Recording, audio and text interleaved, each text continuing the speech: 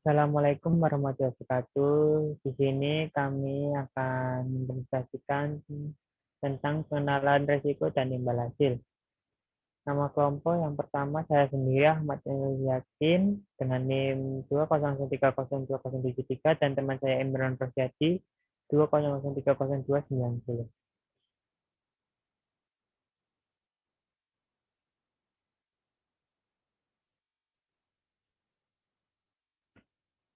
Determinan tingkat bunga. Tingkat bunga dan prediksi nilai di masa depan merupakan hal terpenting dalam keputusan investasi. Keputusan kita secara kritis bergantung pada pandangan kita terhadap tingkat bunga atau imbal hasil sebuah investasi. Jika bunga bank sedang jatuh, maka kita akan lebih suka untuk berinvestasi di obligasi jangka panjang daripada deposit bank. Sedangkan jika bunga bank sedang naik, maka kita akan lebih suka untuk berinvestasi di deposito bank daripada di obligasi jangka panjang. Memprediksi tingkat bunga merupakan bagian paling sulit dari ekonomi makro tarapan. Kita harus bisa membedakan antara tingkat bunga nominal dengan tingkat bunga real.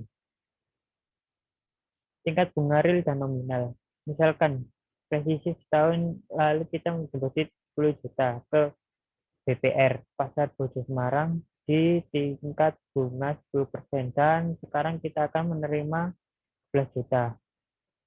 Berapa tingkat imbal hasil real dari investasi tersebut? Jawaban, tergantung pada apa yang dapat dibeli oleh kas tersebut saat ini, relatif terhadap apa yang dapat Anda beli setahun lalu. Artinya tingkat bunga nominal setara dengan pertumbuhan uang, sedangkan tingkat bunga real setara dengan pertumbuhan daya beli.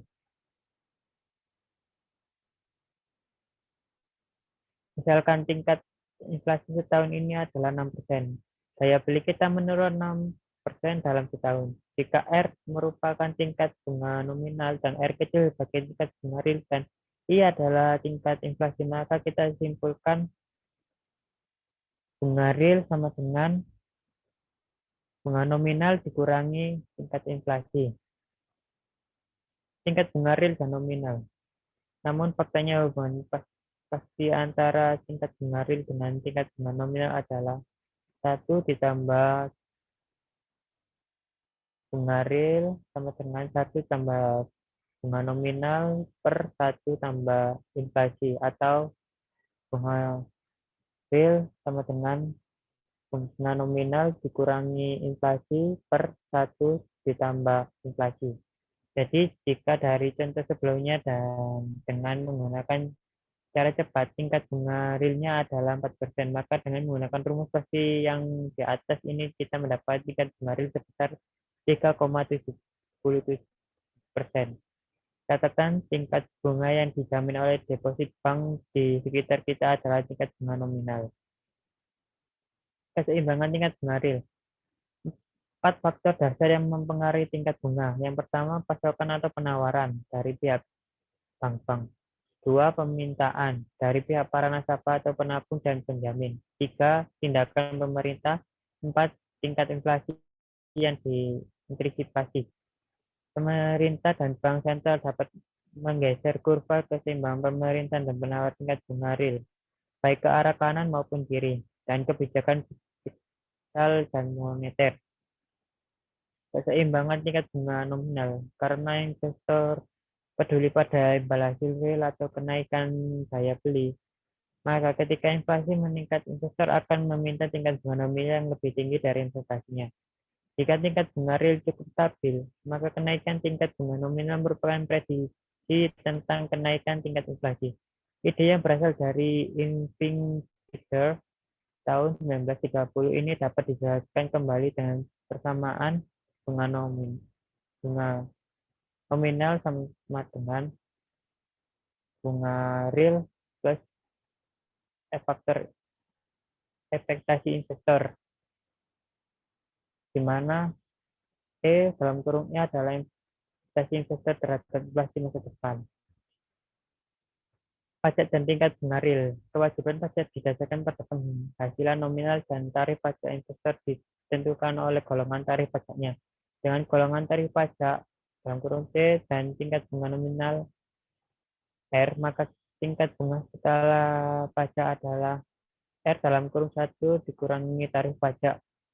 Tingkat bunga setelah pajak real secara pendekatan adalah tingkat bunga nominal setelah pajak dikurangi tingkat inflasi. Jadi jika deposit uang kita di BPR Pasar Buku Semarang di mana kita dikenakan pajak bunga 20%, maka hasil perhitungan tingkat bunga real setelah pajak adalah bunga nominal dalam kurung 1 dikurangi tarif pajak dikurangi bunga real sama dengan 0,1 per 1,02 dalam kurung min 0,06 sama dengan 0,08 min 0,06 sama dengan 0,02 sama dengan 2%. Membandingkan tingkat imbal hasil untuk periode waktu yang berbeda. Prinsip, makin panjang horizon atau periode waktu yang ditempuh maka makin besar pula imbal hasil totalnya. Tabel di bawah ini menggambarkan contoh dari T-bond kupon 0 dengan nominal $100 dan masa jatuh tempo yang berbeda. Bisa dilihat sendiri dan dipelajari sendiri. Secara umum rumusnya adalah RF dalam kurung T sama dengan 100 per P kurangi T min 1, di mana RF T merupakan tingkat bunga atau imbal hasil bebas risiko. Membandingkan tingkat imbal hasil untuk periode waktu yang berbeda. Secara umum kita menyajikan seluruh imbal hasil dalam satu tingkat tahunan efektif atau EAR, efektif annual rate, yang didefinisikan sebagai persentase kenaikan dana yang diinvestasikan selama horizon waktu satu tahun. Rumus 1 plus EAR sama dengan dalam kurung 1 tambah RF dalam kurung T per 1 per T, di mana T adalah periode dalam satuan tahun. Misal dengan T kupon 0 yang jatuh temponya setengah tahun, kemudian EAR sama dengan dalam kurung 1,0271 dalam kurung 1 pangkat 1,0,5 min 1 sama dengan 5,49% dan dengan tipe kupon 0 yang jatuh tempo 25 tahun kemudian EAR sama dengan 4,2918 kurung pangkat 1,25 per 1 sama dengan 6%. Namun tingkat imbal hasil atas investasi jangka pendek dalam kurung T lebih dari 1 tahun seringkali disetaukan menggunakan metode sederhana dan bukannya metode berganda. Metode itu disebut dengan tingkat presentasi disetahunkan atau APR, annual project rate. Rumus 1 tambah ER sama dengan 1 tambah T X APR pangkat 1 per T. Atau bisa ditulis ulang sebagai APR sama dengan 1 tambah ER pangkat T kurangi 1 per T. Berapa APR untuk masing-masing tipe kupon 0 yang jatuh tempo setengah tahun dan 25 tahun kemudian. Di sini akan diteruskan oleh teman saya.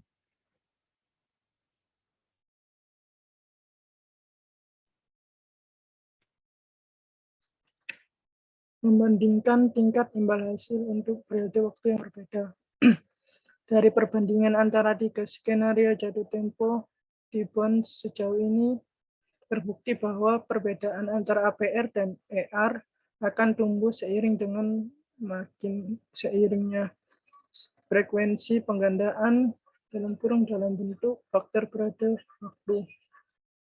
Pertanyaan adalah, seberapa jauh kedua tingkat ini akan berbeda ketika frekuensi penggandaan terjadi secara kontinu. Ketika T mendekati 0, maka kita akan menggunakan compounding atau bisa disebut sisi, dan hubungannya dengan ER akan digambarkan dengan rumus 1 tambah ER sama dengan XP dalam kurung R sisi sama dengan E. Rumus tersebut dapat dikembangkan seperti di bawah ini jika tujuannya adalah untuk mencari RCC dari tingkat tahunan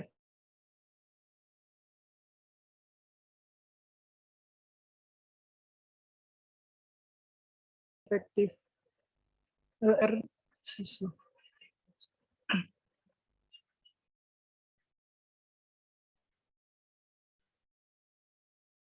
Misal, sebuah bank menawarkan kepada Anda dua alternatif schedule tingkat bunga untuk deposito senilai 10 juta yang akan dikunci untuk jangka waktu 3 tahun. Manakah yang lebih akan kita pilih dari dua alternatif skema tabungan berikut ini? Yang pertama, tingkat bulanan 1% atau yang kedua, tingkat penggandaan kontinu tahunan atau disebut dengan RCC sebesar 12%. Skenario pertama, ER sama dengan 1 ditambah RR dalam kurung T besar 1 dibagi T kurangi 1 sama dengan dalam kurung 1 tambah 0,01 12 min 1 sama dengan 0,1268 sama dengan 12,68%. Skenario kedua, R sama dengan P kecil 0,12 dikurangi 1 sama dengan 0,12749 sama dengan 12,75%. Jadi kita akan pilih tingkat penggandaan kontinu tahunan karena menghasilkan tingkat tahunan efektif yang lebih besar. Risiko dan premi risiko terdiri dari 3 subbab penting. Yang pertama, imbal hasil suatu periode atau HPR. Yang kedua, imbal hasil yang diharapkan dan simpangan baku atau E besar dalam kurung R kecil dan O2. Imbal hasil, kelebihan dan premi risiko. Imbal hasil suatu periode. Tingkat imbal hasil terrealisasi dari investasi, misalnya reksadana indeks saham, akan bergantung pada 1. Harga per lembar reksadana pada akhir periode, dan yang kedua, dividen yang akan diterima selama periode tersebut. Imbal hasil terrealisasi disebut sebagai HPR, holding period return, dengan rumus HPR sama dengan harga akhir per lembar dikurangi harga awal plus dividen dibagi harga awal. Misalkan, harga per lembar reksadana indeks saham yang sebelumnya dibeli sebesar $100 pada akhir tahun adalah $110 dan dividen cash selama tahun tersebut adalah $4. HPR sama dengan 110 dikurangi 100 ditambah 4 dibagi 100 sama dengan 0,14 atau sama dengan 14%. Imbal hasil yang diharapkan dan simpangan baku.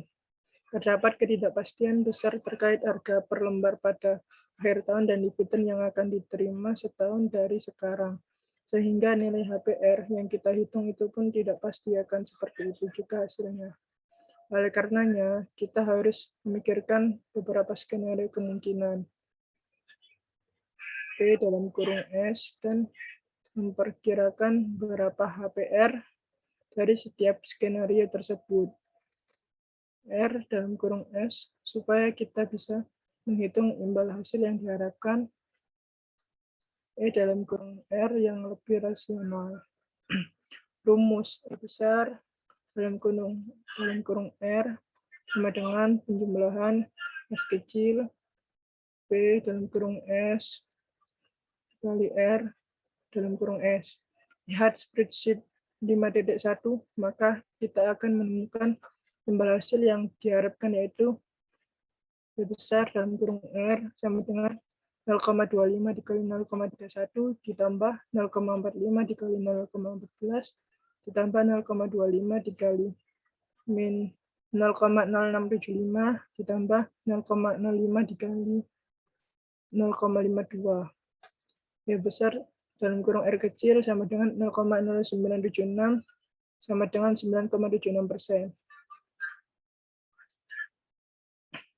Imbal hasil yang diharapkan standar deviasi atau SPO adalah ukuran risiko total yang dirumuskan sebagai kuadrat dari varian. Prinsipnya ialah makin tinggi volatilitas dari imbal hasil di setiap skenario, maka makin besar nilai rata-rata dari varian dikuadratkan ini. Varian O2 berkuadrat sama dengan penjumlahan P dalam kurung S, R dalam kurung S, dikurangi E dalam kurung R pangkat 2. Dengan contoh dari spreadsheet 5.1 tadi, maka variannya 0,25 dalam kurung 0,31 dikurangi 0,0976 kuadrat ditambah 0,45 dalam kurung 0,14 dikurangi 0,0976 kuadrat ditambah 0,25 buka kurung min 0,0675 dikurangi 0,0976 kuadrat ditambah 0,05 buka kurung min 0,52 dikurangi 0,0976 kuadrat sama dengan 0,038. Setelah diketahui variannya, kita dapat mencari standar deviasinya hanya dengan mengakarkan nilai variannya. Dalam kasus ini, akar dari 0,038 adalah 0,1949 sama dengan 19,49%.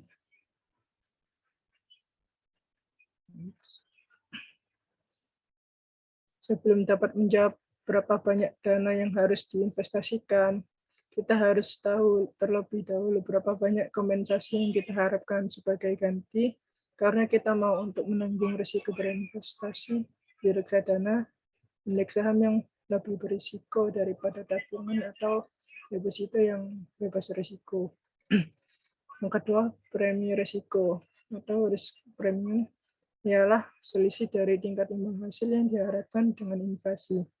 Dalam contoh tadi, jika E dalam kurung R kecil adalah 9,76%, sementara inflasi adalah 4%, maka premi risiko atas reksadana indeks sahamnya adalah 5,76%.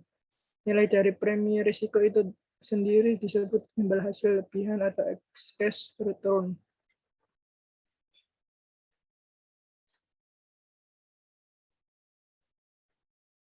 Tingkat sejauh apa investor bersedia menempatkan pada reksadana indeks saham akan bergantung pada tingkat penolakan risiko masing-masing kita. Penelitian menunjukkan bahwa kita ini makhluk yang cenderung menghindari risiko. Artinya, jika setelah dihitung-hitung ternyata sebuah investasi yang lebih berisiko dari tabungan atau deposito memiliki premi risiko 0, maka kita tidak akan ingin investasi di instrumen tersebut. Trivia research. Meskipun kita sudah menghitung dan kelihatan sudah nyata bahwa semua opsi reksadana yang ada ialah menguntungkan dibandingkan hanya menabung saja. Kadang karena kita masih tidak tahu bagaimana iklim investasi di area tersebut, maka kita tetap sungkan untuk investasi ke reksadana yang lebih berisiko. Untuk itu, banyak investor menggunakan alat bantu keputusan, salah satunya rasio Sharpe, untuk mengevaluasi kinerja manajer investasi yang akan mengelola dana kita ke dalam satu atau lebih reksadana. Rumusnya rasio Sharpe sama dengan premi risiko dibagi standar deviasi dari premi risiko.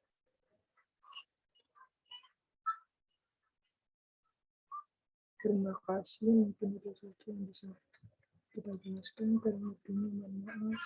Assalamualaikum warahmatullahi wabarakatuh.